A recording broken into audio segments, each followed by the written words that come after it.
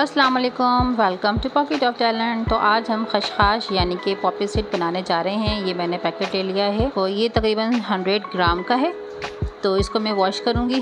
اس کو واش کرنے کا طریقہ یہ ہے کہ پہلے آپ اس کو اچھے سے پانی سے واش کریں، ہاف چمچ سے اچھی طرح اس کو ہلا لیں۔ اب کیا ہوگا، سارا کچرا اوپر آ جائے گا، تو آپ نے اس کو اچھے سے ریموو کر لینا ہے پانی سے۔ یہ دیکھیے سارا کچرا اچھے سے نکل گیا، لیکن یہ والا پروسیس آپ نے تقریباً 4 سے 5 دفعہ دہرانا ہے۔ تو اس سے کیا ہوگا کہ ہمارا جو سارا کچرا ہے اچھے سے نکل جائے گا۔ ہر بار آپ نے چمچ ہلانی ہے تاکہ کچرا اوپر آ جائے، اور آخری دفعہ جب کریں تو آپ اس کو چھانیے گا تاکہ جو ڈسٹ ہے وہ نکل جائے۔ یہ میں نے 3 سے 4 عدد میڈیم سائز کی پیاز لے لی ہے اور اس کو رفلی چاپ کر لیا ہے۔ ٹماٹر بھی میں نے 3 سے 4 عدد لے لیے ہیں درمیانے سائز کے۔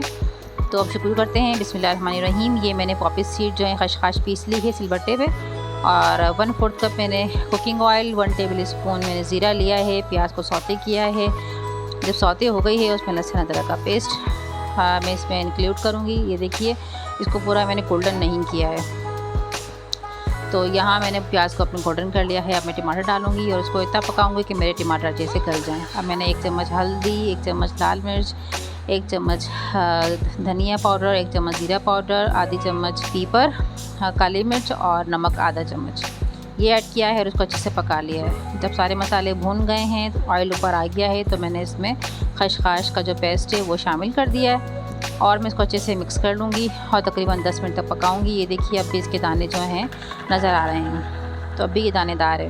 اچھے سے مکسنگ کر کے جب آئل اوپر آ گیا ہے تو پھر میں اس کو ہری مرچیں ڈال کر پودینہ ایڈ کروں گی، اور میں جو اس کو تھوڑی دیر کے لیے رکھ دوں گی۔ 10 منٹ کے بعد پھر میں نے مکسنگ کی ہے اس کو، اچھے سے میری جو ہے خشخاش گل گئی ہیں۔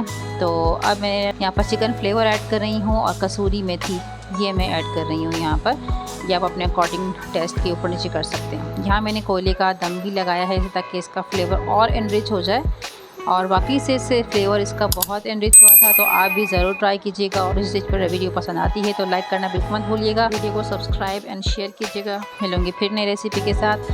اپنا بہت زیادہ خیال رکھیے گا، دعاؤں میں یاد رکھیے گا۔ اللہ نگہبان۔